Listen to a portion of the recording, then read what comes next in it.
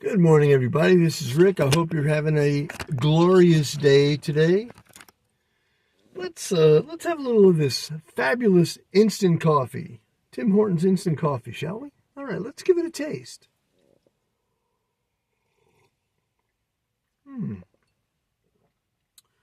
It's surprising yet predictable. Yeah. So I was reading an article today about the final decade of life and how to make the final decade of life more enjoyable, a little healthier, and they give you all these suggestions about what to do. My grandma lived to 107. I don't see anybody living to 107 anymore, at least not that I can see.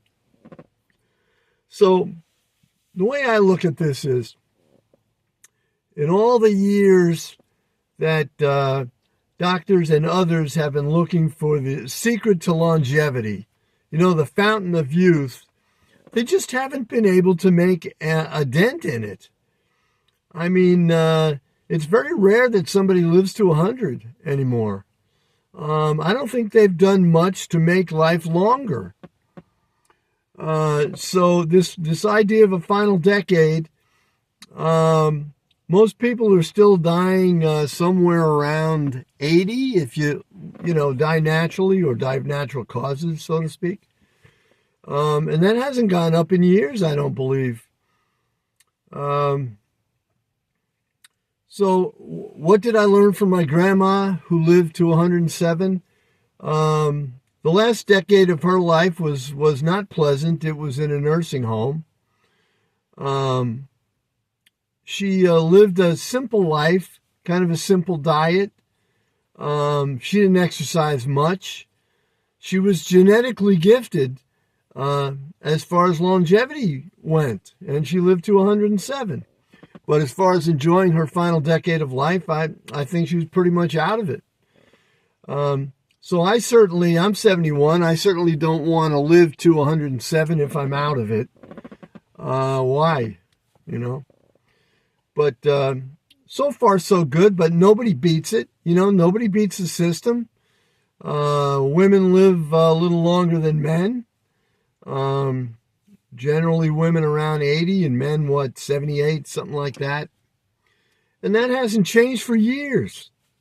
So all the money and research and time that's put in on longevity and sort of, beating the system. By beating the system, I mean living longer than 80. It's very difficult. Very difficult. The parts just wear out. It's like a car. It's like a car. Over time, those parts are just going to wear out, and you can't keep up with repairing the parts. Eventually the car dies.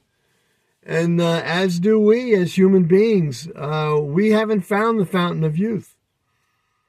So the final decade, I agree with the article in one respect that you want to make that final decade probably in your 70s.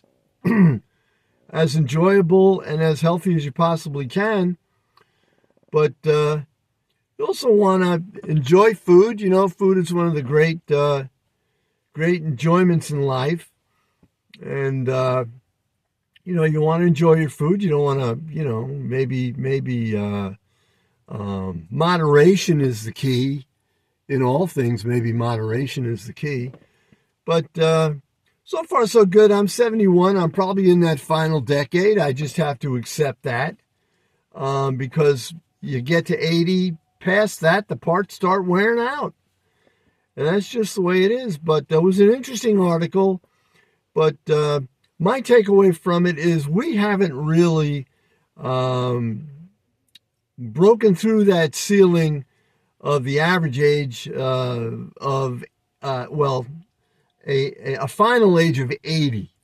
When we get to the final age is 90 for people, that's a different story, But as far as I can see, the fountain of youth has not been found, and I don't know if it'll ever be found.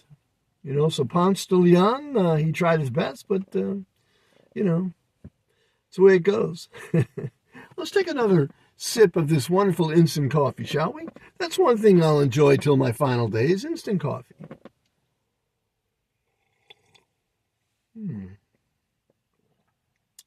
It's soothing, but a little bothersome at the same time, you know. This is Rick. Till next time, have a great day.